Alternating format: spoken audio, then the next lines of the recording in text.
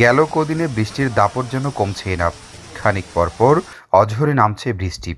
আরও সপ্তাহ দুয়েক চলবে ভারী এই বৃষ্টি, এমন তথ্য দিয়েছে হাওয়া অধিদপ্তর। এদিকে ভারী বৃষ্টি বাড়ার সাথে সাথে কক্সবাজারে বাড়ছে পাহাড় ধসের ঝুঁকিও।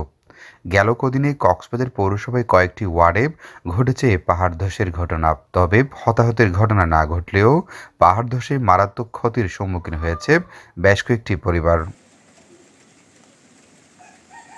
গেল বুধবার ভোরে শহরের দক্ষিণ রুমালিয়াছড়ার আশুগোনায় পাহাড় ধসে মাটির নিচে মিশে যায় ঝুনু আক্তার নামের এক মহিলার বসতবাড়ি।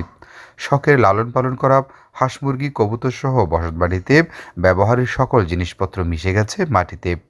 একটু মাথা গোঁজার ঠাঁই পাওয়ার সহযোগিতা চেয়েছে এই নারী।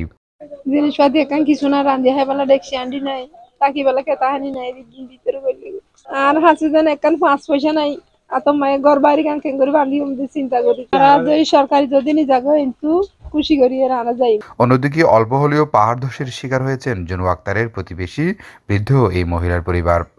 2 টমটম চালক ছেলে নিয়ে কোনো মতে পাড়ি দেওয়ার সংসারে নেমেছে দুঃখের ছায়া।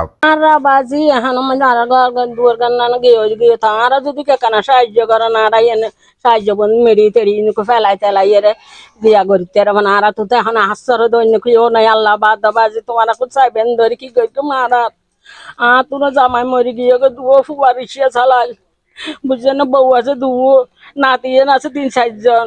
এদিকে পাহাড় কাটা থেকে বিরত থাকতে আহ্বান জানিয়েছেন পৌর মেয়র মাহবুব রহমান চৌধুরী। অন্যথায় জড়িতদের বিরুদ্ধে কঠোর ব্যবস্থা গ্রহণ করা হবে। মোজাম্মেল হক, TTN, কক্সবাজার।